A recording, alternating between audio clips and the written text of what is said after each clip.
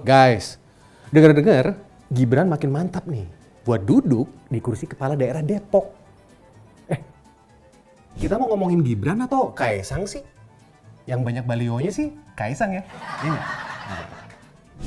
Tapi sih sebetulnya nih, kita mau bahas kursi gubernur Jakarta, guys. Iya benar. Bukan cuma Kaisang yang namanya tiba-tiba melejit di Depok. Tapi nama Gibran juga melejit di Jakarta. Nah, hasil temuan beberapa lembaga survei mengunggulkan wali kota Solo tersebut untuk pindah ke kursi top balai kota Jakarta. Tapi gue mau nanya, emangnya Jakarta masih seksi buat dilirik? Hah? Jakarta akan tetap menjadi kota bisnis, ekonomi, dan pariwisata. Setidaknya begitu kata Presiden Joko Widodo. Dari kacamata bisnis, Jakarta akan menjadi wilayah perputaran uang yang besar, guys. Bagi Negara Kesatuan Republik Indonesia. Nah, ini berarti kota Jakarta akan terus menjadi salah satu pusat penggerak ekonomi. Bahkan juga pendongkrak bagi kapita negara ini. Sebetulnya intinya sih, Jakarta adalah kota yang benar-benar masih sangat-sangat seksi. Oke? Untuk dikuasai oleh siapapun. Sekalipun nih, kelak nih, Jakarta nggak lagi berstatus daerah khusus ibu kota.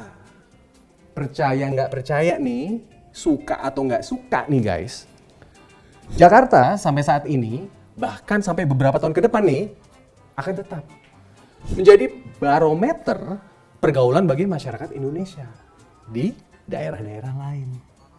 Apalagi sekarang ini nih, di tahun 2023 ini, udah banyak bangunan-bangunan untuk segala kegiatan masyarakat di kota Jakarta ini. Termasuk bangunan untuk olahraga itu tuh, bangunan yang harus direnovasi itu. Belum lagi pusat-pusat perbelanjaan yang modern. Iya kan? Sebagai info aja nih guys, di semua 5 kota di Jakarta, pusat perbelanjaan yang tersebar di tahun 2023 ini nih, jumlahnya udah mencapai 96 buah guys. Mall-mall itu, ya. Nah, mall-mall ini nih yang kebanyakan dijadiin sebagai tujuan wisata turis-turis yang sering kelihatan di mall-mall itu, bukan cuma istri-istri pejabat yang hedon, tapi juga pelancong Jakarta. Dan juga masyarakat dari luar Jakarta. Nah, guys, kita kan tahu beberapa tahun belakangan ini nih, dari kacamata politik, Jakarta pernah menjadi kota perebutan kubu nasionalis dan kubu religius. Makanya, cebong dan kampret cum kadal nggak tinggal diem menjelang pemilihan pemimpin nih Jakarta 2024 nanti nih. Lo lihat aja nih, kalau Gibran nih udah dimantapkan oleh para cebong.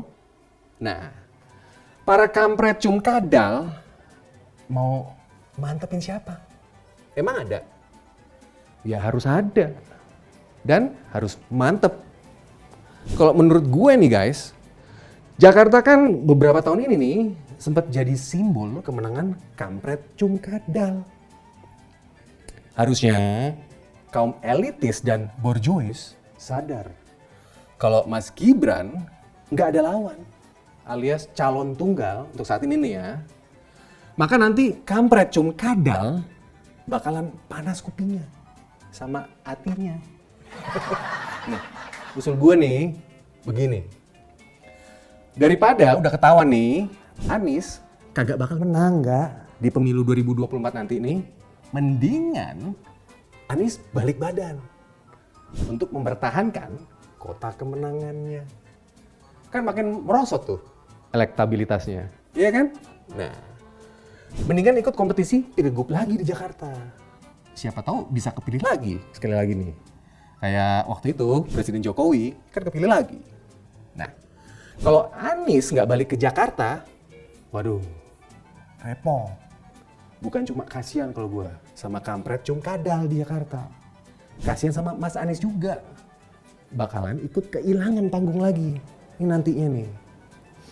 Kalau Mas Anies nggak mau balik lagi ke pemilihan Jakarta nih, gubernur Jakarta ini nih, nanti kampret cum kadal yang pernah jaya di Jakarta, hatinya bakal diganggu sama kebijakan-kebijakan anaknya Pak Jokowi. Yang bakalan nih bikin panas kuping sama panas hati. Jadi, biar Opa Wowo sama Mas Ganjar aja yang ikut pilpres. Kan survei udah sering kelihatan kalau Mas Anies itu urutan ketiga terus loh. Iya kan? Jauh pula jaraknya. Ya, balik aja ke Jakarta, Om Anies.